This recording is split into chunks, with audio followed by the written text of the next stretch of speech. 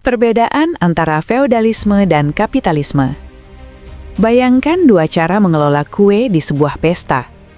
1. Feodalisme, budaya dan moral yang mengakar.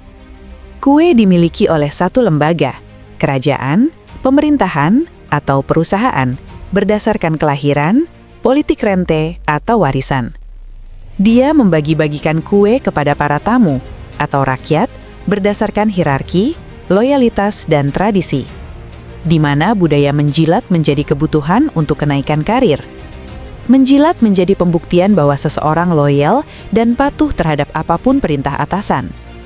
Feodalisme lebih dari sekedar ekonomi. Ia adalah tatanan sosial, budaya, dan moral yang lengkap tentang bagaimana hidup, bertingkah laku, dan menghormati atasan. Kapitalisme, sistem ekonomi.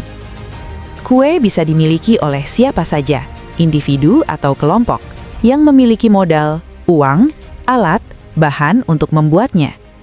Tujuannya adalah membuat dan menjual kue tersebut di pasar. Jika kue Anda enak dan harganya bersaing, Anda akan mendapat keuntungan. Jika tidak, Anda bisa bangkrut. Persaingan ekonomi menjadi kebutuhan untuk mengumpulkan kekayaan, di mana masyarakat menuntut kebebasan dalam aktivitas ekonominya, dan regulasi fair play menjadi kunci dalam persaingan ini.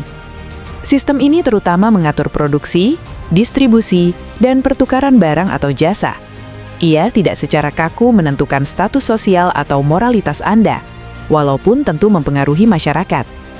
Masyarakat sering melihat feodalisme sebagai zaman dulu dan kapitalisme sebagai zaman sekarang.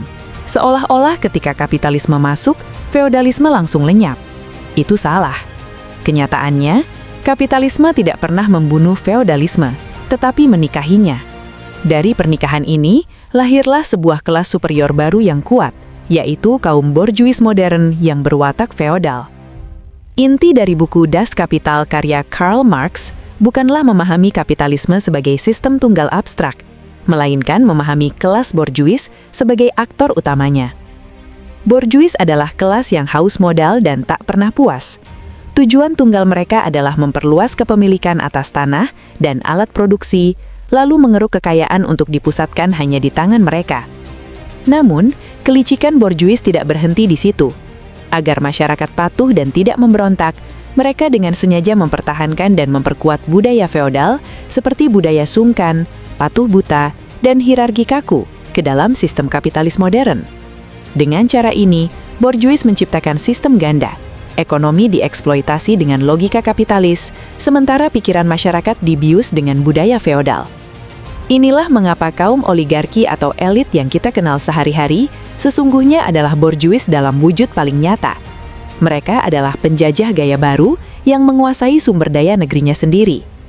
Borjuis adalah seorang kapitalis tulen yang hanya mengejar laba dengan cara apapun, sekaligus maestro feodal yang ahli memainkan budaya paternalistik dan patronisme untuk melanggungkan kekuasaan mereka. Singkatnya, mereka adalah perpaduan sempurna dari tiga kekuatan: kolonialisme ekonomi, sistem kapitalis, dan pewaris licik feodalisme.